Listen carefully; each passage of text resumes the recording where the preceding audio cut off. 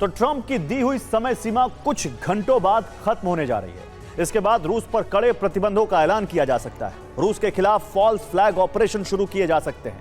तेल ढोने वाले उसके शैडो फ्लीट पर हमले हो सकते हैं। ये सारी आशंकाएं बढ़ रही हैं। इसीलिए रूस ने नेटो से सीधी जंग की तैयारी तेज कर दी है। यूरोप में इस वक्त न्यूक्लियर भय फैला हुआ है, क्योंकि रूस ने अपनी सुपर मिसाइल के परीक्षण की तैयारी तेज कर दी है और इसके साथ ही गठबंधन के साथी देश को भी वॉर रेडी कर दिया है। देखिए पुतिन का एटमी ब्लूप्रिंट क्या है और वॉर का नया फ्रंट कहां खुल सकता है।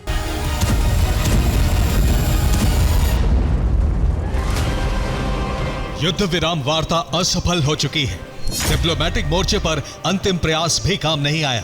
ट्रंप पुतिन पर सामरिक दबाव बनाने की कोशिश कर रहे हैं, लेकिन यह भी काम नहीं आ रहा है। यह साफ हो चुका है कि रूस के राष्ट्रपति सीजफायर नहीं लागू करेंगे। ऐसा नहीं होता तो अमेरिका यूरोप के साथ संबंध और बिगड़ेंगे। ऐसे हालात में रूस की रक्षा के लिए सबसे शक्तिशाली हथियारों की जरूरत होगी।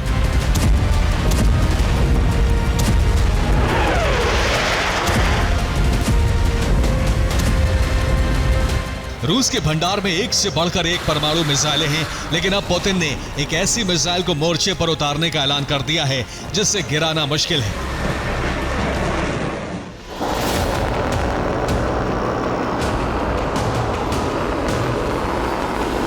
इसीलिए रूस ने 33 साल बाद नोवाया जेमेलिया टेस्टिंग साइट को खोल दिया है। इस साइट पर रूस बड़े परमाणु परीक्षण करता रहा है। अब नोवाया जेमेलिया से पुतिन ने सुपर क्रूज मिसाइल के परीक्षण का आदेश दे दिया है। वोरिवेस्टिक रूस की सुपर क्रूज मिसाइल है। यह दुनिया की पहली इंटरकॉन्टिनेंटल क्रूज मिसाइल है। यह मिसाइल लिक्विड या सॉलिड फ्यूल से नहीं चलती, बल्कि यह न्यूक्लियर पावर्ड मिसाइल है। मिसाइल में एक न्यूक्लियर रिएक्टर लगाया गया है। यह करीब 20 साल तक लगातार उड़ सकती है। ये उड़ान के दौरान अपना रास्ता बदल लेती है। कम ऊंचाई पर उड़ान भरने और रास्ता बदलने की काबिलियत इसे सटीक और अजेय बनाती है। ये परमाणु हमला करने में सक्षम है। नेटो ने इसे SSC-X9 स्काईफॉल कोड नेम दिया है। इस मिसाइल को फ्लाइंग चेरनोबिल भी कहा जाता है। अब तक दुनिया में सबमरीन और एयरक्राफ्ट कैरियर में ही न्यूक्लियर पावर का इस्तेमाल किया गया है, लेकिन रूस ने पहली बार मिसाइल में न्यूक्लियर रिएक्टर लगाया है।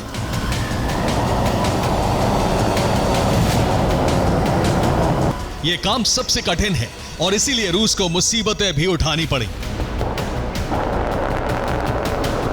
2019 तक इस मिसाइल के कई टेस्ट किए गए। 2019 के परीक्षण में मिसाइल ने 2 मिनट में करीब 36 किलोमीटर की उड़ान भरी थी। इसके बाद यह बैरेंट्स सागर में क्रैश हो गई थी।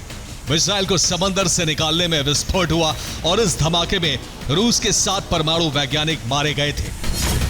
2023 में ही पुतिन ने कहा था कि रूस की वोरिवेस्टिक मिसाइल वॉर रेडी हो चुकी है और 2025 में इसे तैनात कर दिया जाएगा।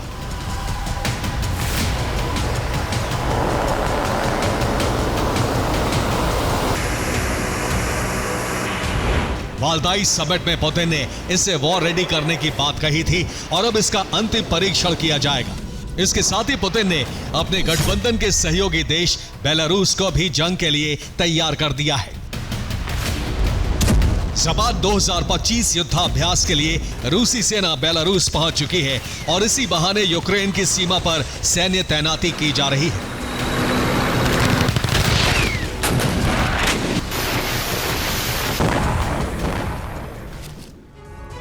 तो बेलारूस में युद्ध का मैदान तैयार कर दिया गया है। रूसी फौज की पहली टुकड़ी ज़ैपाड 2025 युद्धाभ्यास के लिए बेलारूस पहुंच चुकी है। यह युद्धाभ्यास यूक्रेन की सीमा पर किया जा रहा है। इस बहाने से यूक्रेन की सीमा पर सैन्य तैनाती की जा रही है। बेलारूस ने यूक्रेनी सीमा पर सैन्य वाहनों की संख्या बढ़ा दी है और इसके साथ ही नई MLRS ब्रिगेड तैनात कर दी गई है।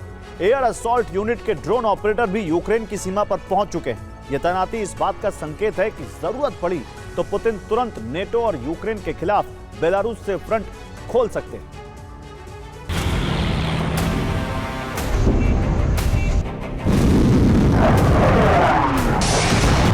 नेटो से सीधी जंग की आशंका कभी भी सच साबित हो सकती है। क्योंकि अब रूस के विस्फोटक ड्रोन सिर्फ यूक्रेन पर ही नहीं बरस रहे, उसके पड़ोसी देशों में भी पहुंचने लगे हैं।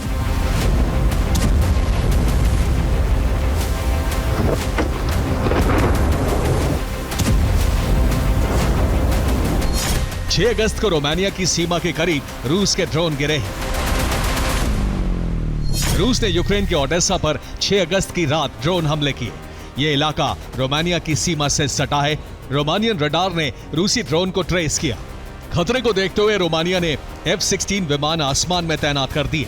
ये जेट पूरी रात रोमानिया की सीमा पर गश्त लगाते रहे।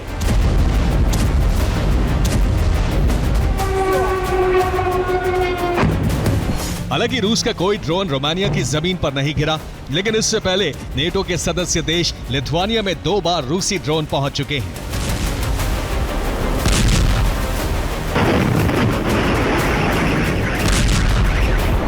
अट्ठाईस जुलाई को रूस का एक ड्रोन मिलिट्री ट्रेनिंग ग्राउंड में गिरा। उससे पहले 10 जुलाई को भी रूसी ड्रोन लिथुआनिया में गिरा था। लिथुआनिया ने कहा है कि यह नेटो की वायु सीमा का उल्लंघन है।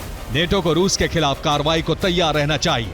इसके साथ ही लिथुआनिया के रक्षा मंत्रालय ने डिफेंस सिस्टम की संख्या बढ़ाने की अपील की है।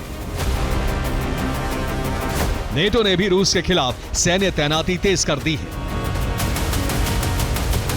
पोलैंड ने रूस के कैलिनिनग्राड बेस के करीब टैंकों की तैनाती बढ़ा दी है। यहां साउथ कोरिया के K2 ब्लैक पैंथर टैंक तैनात किए गए हैं। कैलिनिनग्राड रूस का न्यूक्लियर फोर्स बेस है। माना जाता है कि रूस कैलिनिनग्राड या फिर आर्कटिक के बेस से नेटो पर हमले शुरू कर सकता है। इसीलिए नेटो ने अब आर्कटिक के जमे हुए समंदर में भी अपनी ताकत बढ़ाने का मिशन तेज कर दिया है।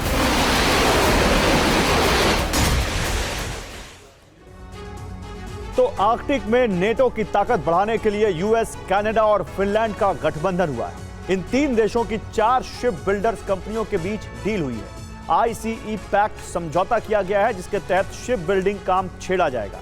अब रूस से मुकाबले के लिए एडवांस ASC यानी आर्कटिक सिक्योरिटी कटर शिप तैयार होंगे। ये नेटो का आर्कटिक में वर्चस्व बढ़ाने का मिशन है, क्योंकि आर्कटिक में पूरे नेटो के मुकाबले रूस ज्यादा मजबूत है। इस क्षेत्र में रूस के 50 से ज्यादा बेस हैं।